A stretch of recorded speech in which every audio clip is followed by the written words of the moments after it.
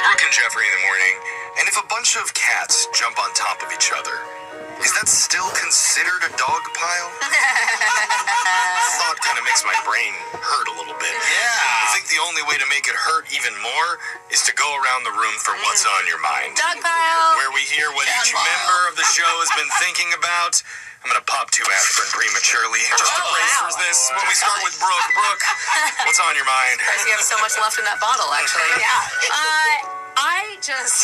There's a lot of great things about being a woman, but the one that I think is really just top for me right now is girls' weekends. Guys, I just had a weekend with 6 of my best friends, and so fun. it is magical. And I'm not talking just because of like the camaraderie and the catching up. That's all great and everything. Yeah, I love that. It is the way everything is planned. It is like mind-blowing. I get a text on the group chat the day before we arrive, like, groceries will be sent tomorrow. Am I missing anything on anybody's list? You know, so we arrive and everything's there. The salami board, the cheese, the fruit, the wine. We are set. Not only that, every reservation for every meal out taken care of. Thought of. Where are we going to get takeout? Already researched. I love that. And no one has to pick up after each other. It's crazy. The dishes, you walk into the kitchen at any given time and they are all in the dishwasher. Wow. I'm just saying. It's like living in a sorority. I love my husband. I do. But if things were to ever not work out, I may join an all-female commune. Okay. We're meant to live with our best friends and the husband just visits you. Yeah, it's just such a stress-free way to live.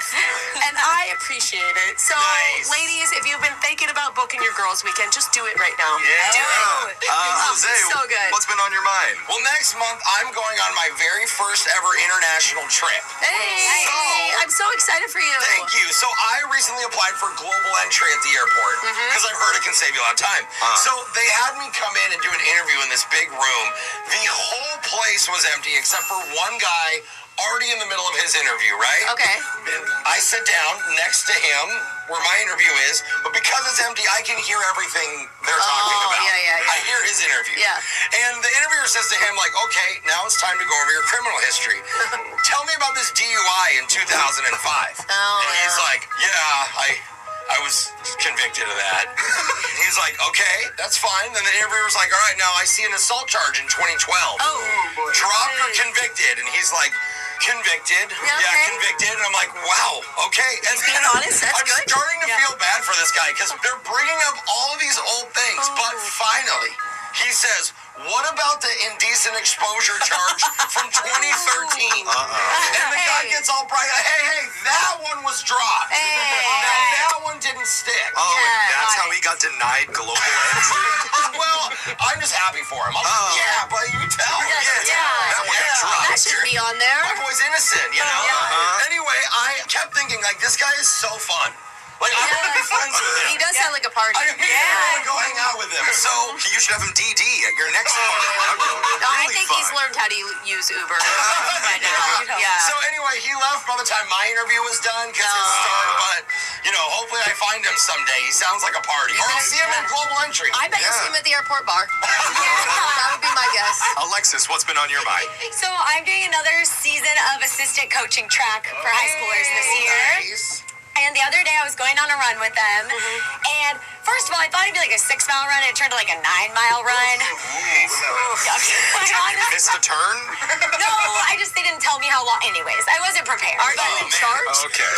Yeah, she's in charge. I never said I was a good coach. Okay, I'm a Women coach. said that women are better planners than us. How is this messing up? No, we mature into it. I'm not there yet. And that goes to my point of I'm running with the kids, and this is when it's hard to separate myself where I need to be like the coach in this situation. Keep it professional. So when they start complaining how bad the hill is on the middle of the run, You gotta say it's I gotta say this is not bad. It's really fun.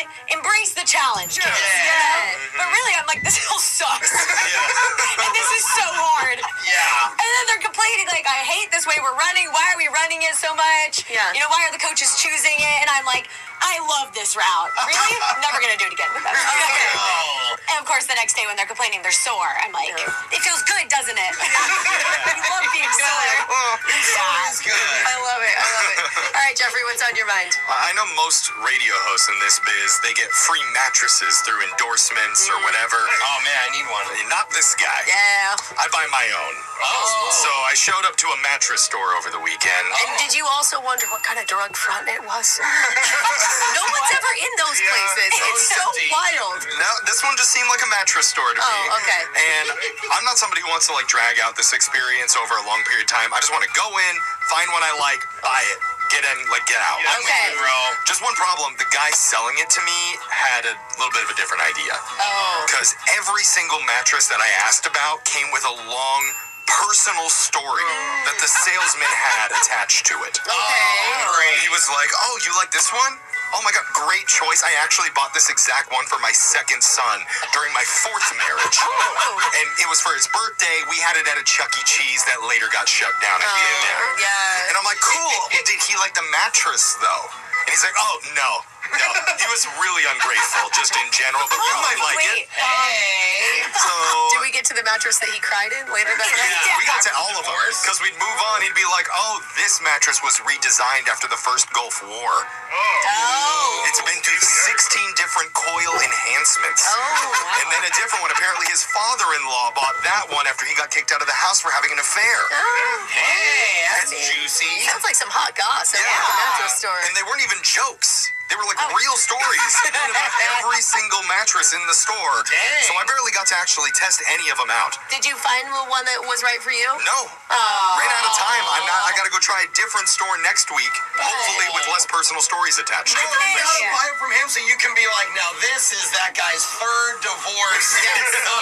Weekend mattress. I just want a new one. It's not so much to ask. Just wish me luck on my mattress hunt. Good luck, Come on. Jeffrey. Text in 78592. You can tell us what's been on your mind. It's Brooke and Jeffrey in the morning.